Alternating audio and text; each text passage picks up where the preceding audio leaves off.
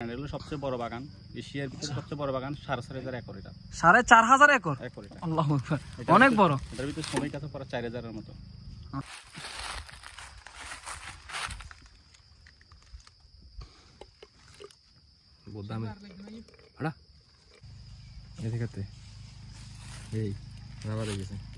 Hello everyone, বর্তমানে আছি selfie road, খুবই ভাইরাল একটা প্লেস।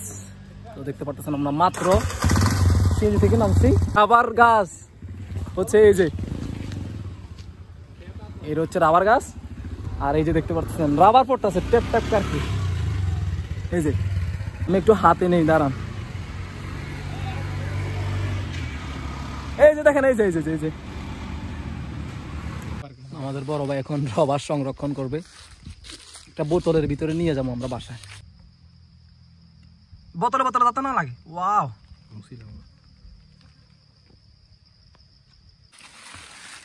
দুধের ফরার মতো যদি বইয়ে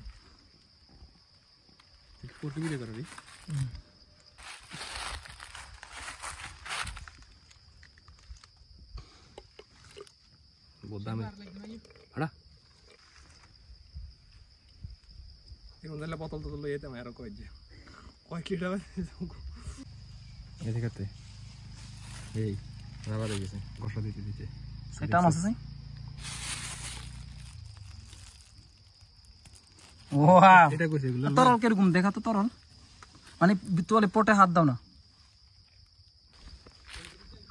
আমাদের কপাল খুবই ভালো, একজন বড় ভাইয়ের আবার সংগ্রহ করতেছে।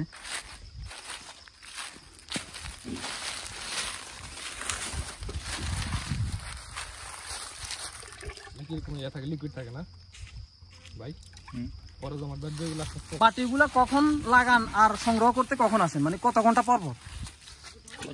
সকাল 5টার দিকে এটা বাটি লাগান আমরা, টিফিন করে, টিফিন শেষে 9টার দিকে উঠান লাগাই। এটা সিজন আছে, সিজনে হলো যে 11টা, আর এখন আনসিজনে হলো 9টার থেকে সংগ্রহ করা লাগে আর কি। এটা বসান কখন? বসে আমরা সকাল 5টার দিকে বসে। সকাল 5টায় বসান, আর এরকম সংরক্ষণ করেন কখন? সংরক্ষণ 9টা, সোয়া 9টা।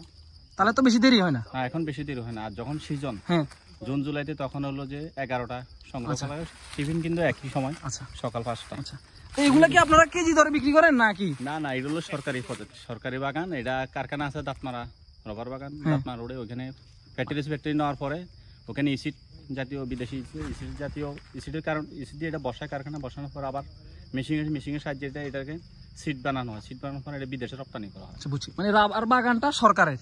এটা সরকারের। আচ্ছা, কোনো মালিকানা নেই? না, এটা মালিকানা। এগুলো সবচেয়ে বড় বাগান, এশিয়ার ভিতরে সবচেয়ে বড় বাগান, 4,500 একর এটা। 4,500 একর? আল্লাহু আকবার, অনেক বড়। এটার ভিতরে শ্রমিক আছে প্রায় 4,000-এর মতো। আচ্ছা, তার মানে এই লিকুইড গুলো আপনারা কারখানাতে জমা দেন, ওনারা এটা প্রসেস করে সিটের আকারে, মানে চামড়ার মতো এরকম, মানে রুটির মতো, বুঝছি আমি। এটা মানে বাইরের দেশে রপ্তানি হয়। এখানে আমাদের গাড়ি আছে, দেখবেন যে 10:30 দিয়ে গাড়ি আসবে, গাড়ির ভিতরে পাঠানো হবে। আচ্ছা, আমাদের এখানে যে কর্মকর্তারা বিসিএস অফিসার পর্যন্ত এখানে নিয়োগ করা। আচ্ছা, আপনার নাম কি ভাই? আমার নাম হচ্ছে হাশেম। হাশেম ভাই, ঠিক আছে ভাই, ধন্যবাদ ইনফরমেশন গুলো দেওয়ার জন্য। হ্যাঁ, আচ্ছা, ঠিক আছে। আচ্ছা, সো দেখলেন আপনারা, একজন বড় ভাই আমাদেরকে অনেকগুলো তথ্য দিয়ে সহযোগিতা করেছে। আমরা অনেক কিছু জানতে পারলাম, যেগুলো আমরা কখনোই জানি নাই। আমি প্রথমে ভাবতাম যে হয়তো রাবারগুলো মানে সলিড আকারে পড়ে। সলিড বলতে মানে টানলে লম্বা হয়, চুইংগামের মতো, এরকম ভাবছিলাম। কারণ শুরুতে দেখছিলাম তো বাটিতে শুকায় গেছে, তো আমি তো আর কখনো দেখি না। এখন এখানে এসে দেখি যে মানে গরুর যে দুধ আছে না, সেম গরুর দুধের মতো এরকম তরল। তো ওনারা এখানে সকালবেলা এটা সেট করে, 2-3 ঘন্টা পরে বাটি মোটামুটি ফুল হয়।